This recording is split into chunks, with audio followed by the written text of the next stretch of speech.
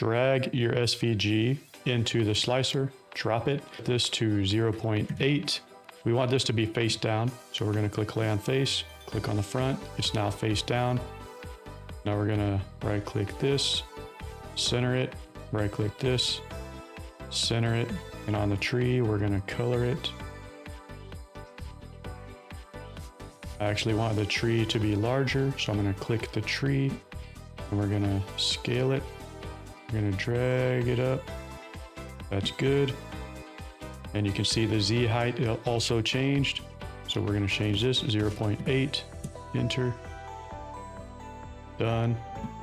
Now we click the ball and then hold shift, click the tree, right click, merge, and these are now one piece. Make sure that your SVG is below the Christmas ball ornament. If it's not, then it will not show up in the slice.